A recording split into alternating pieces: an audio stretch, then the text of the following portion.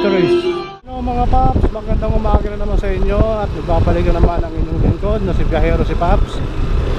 Ngayon meron tayong gagawin uling pagbiyahe. Pupuntahan natin dito sa Imus Cavite, dito sa Our Lady of Villar Cathedral. Isa rin ito sa mga matatandang simbahan na ginawa noong panahon pa ng mga Kastila. Kaya ating pupuntahan ngayon at aalamin ang history at makapagsimba na rin. Kaya samahan niyo ako mga Paps. Walang bibitaw sa aking YouTube channel, Biyahero si Paps. Toto ko lang mga Paps. Ganda ng flood control nila rito. Wala pang sira. Ganda, ganda mga Paps.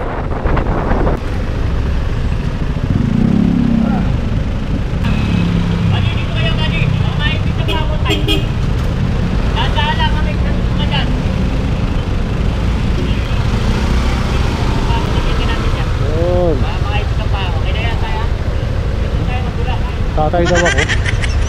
Eh wala pa naman akong anak. Di wow.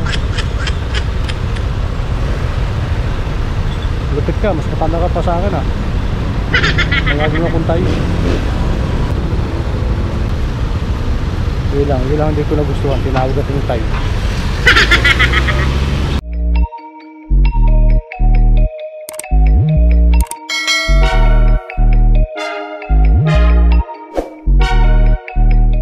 A few moments later. Kunting kimbot pa ay narating ko na ang bayan ng Imus. Wow, ganda pala rito mga Paps. May kanyon oh. Ayun Paps oh. May kanyon. Ano? Kanyon oh. Ano mga Paps oh, kanyon. Dalawa sila. Ayos ah. Okay lang. Imus, capital of Cavite. Ayan mga Paps oh.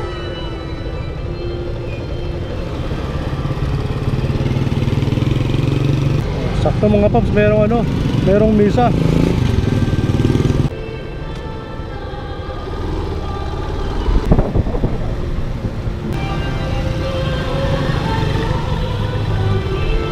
Saan po pwede mag-park?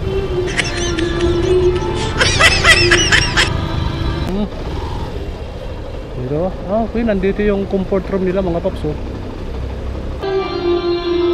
Tapos may Plaza Santiago pa silang nalalaman oh. Uy, saging.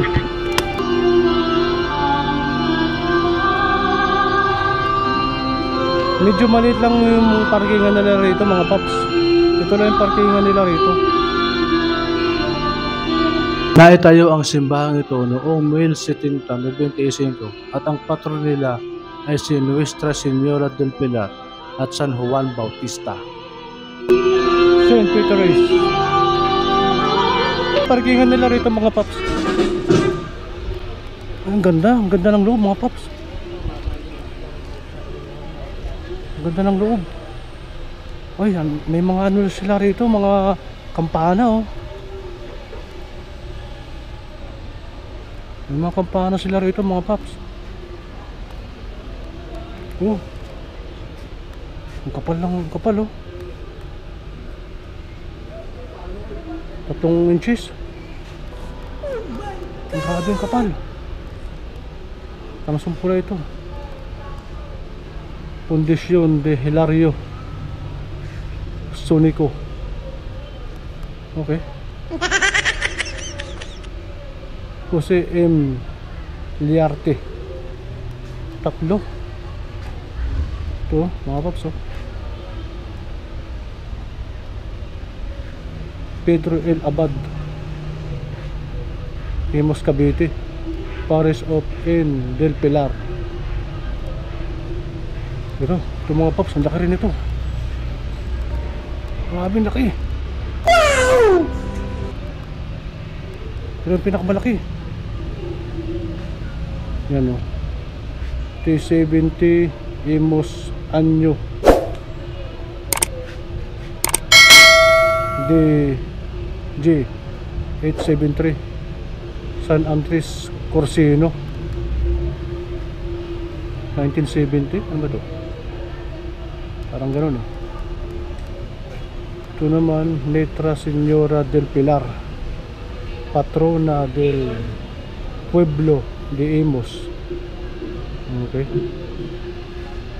May mga nakasulat mga paps, oh. Fundida in 20 de Julio de 1867. Sindocora LP Jose Aurelia. Okay. May isa rin sila ritong 4 na kampana na malalaki. Marahil ito yung mga sinaunang kampana pa, yung unang ginamit. Magandang umaga po sa inyo Tapos ito ngayon mga paps, Maligayang pagdating po sa ilang simbahan. Ang Diocesan Shrine and Parish of Our Lady of the Pilar Imus Cathedral, ang tahanan ni Nana Pilar, ang lakas at kagalakan ng ating Diyos sa Sis ng Imus. Atin na pong sisimulan ng magdiriwang na Fiesta del Pilar sa mamaya pamamagitan ng pupunta tayo Flower roon. Offering. nag-aaral sila ng bulaklak ron. Kaibigan, magkano bulaklak mo? Ano lang po, 50 lang po. 55? Sige, paano nga rin ako. Kaya sa mga talay kong pagkakataon.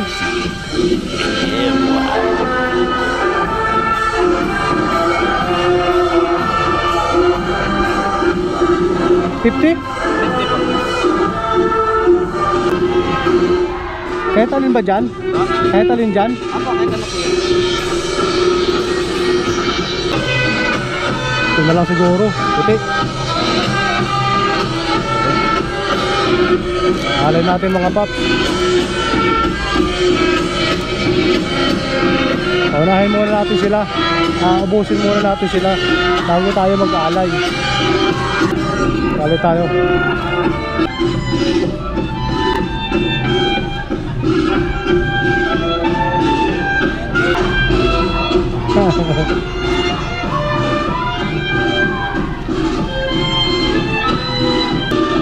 Pila tayo mga paps.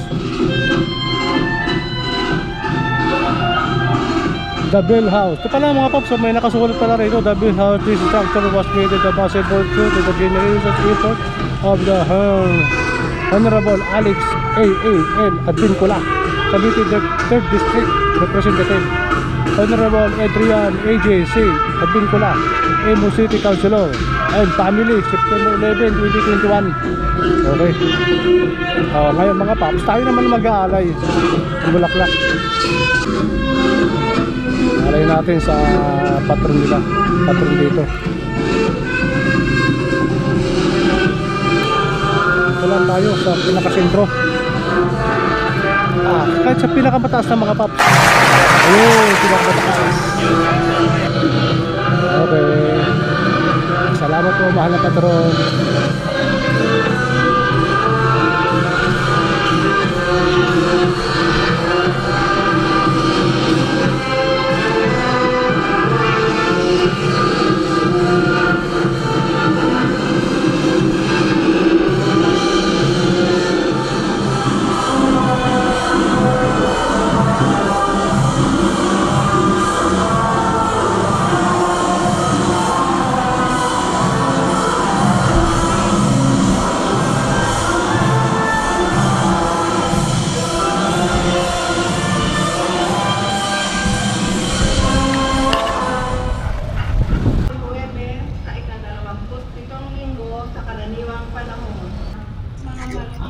At sinunod ko naman pinuntahan ang kanilang food bazaar sa tapat ng mismo ito ng katedral at itong aking mga nakita. Alaala ng bayan ng Imus kay General ni Sergio Topacio at sa lahat ng kanyang mga kabayanihan. Ito mga paps yung kanyon, no?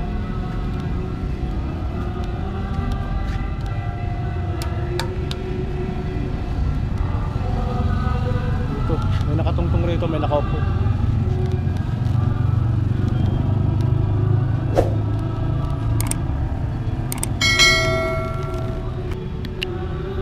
Ito mga paps, oh. Kanyon. Ngayon lang ako nakahawak ng kanyon. Totoong kanyon. Grabe palang asir na to.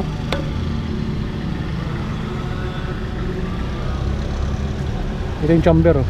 Dito ilalagay yung bala. Sasara nito. Tapos pag binuksan yan, malalaglag rito yung ano, yung pinaka basyo. What? Yan. Ito yung ano, yung target area. What? Yung tataas ito o bababa. May pedal pala yung mga paps, oh. May pedal. May pedal siya, oh.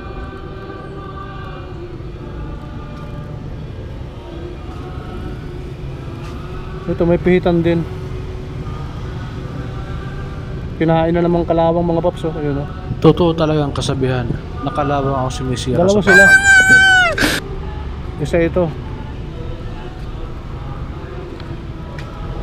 Pero pares ang modelo. Ito yung mga hinahatak-hatak eh.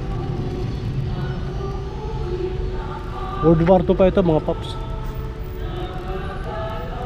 Tingnan mo naman kung ilang taon na to.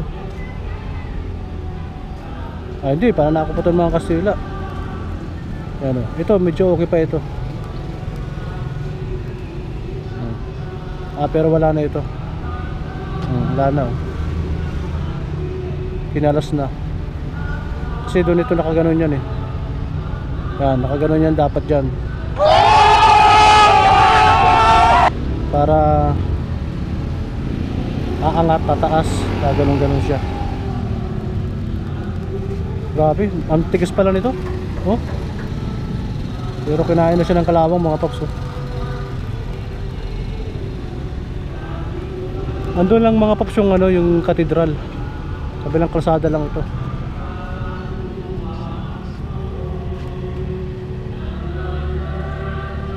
Dito nga to. Okay, nandito pala yung ano, tiyangge ng mga pagkain.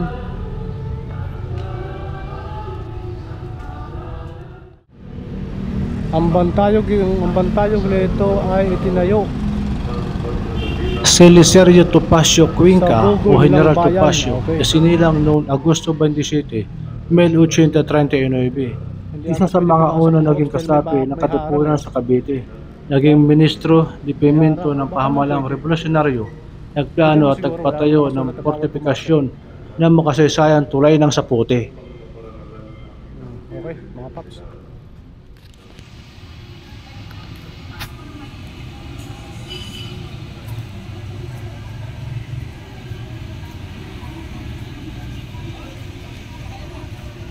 May mga banderitas pa sila, oh, mga paps. Ano pala mga paps yung ano, oh. Ang basa natin. Bishop House. Ito pala siya. Meron palang bahay dito ang Bishop.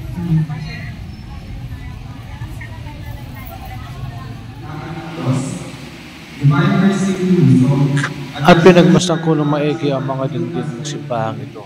At isa lang ang napansin ko, may mga nakaukit na salitang banyaga sa magkabilaang dingding.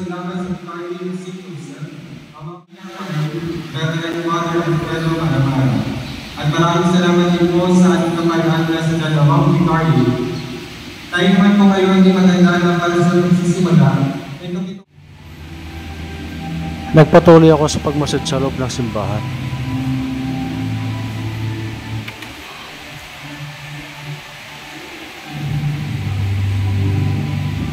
Ganda ng simbahan dito mga paps.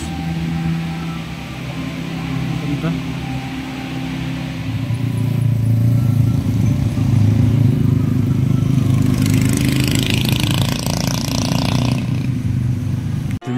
Hours later.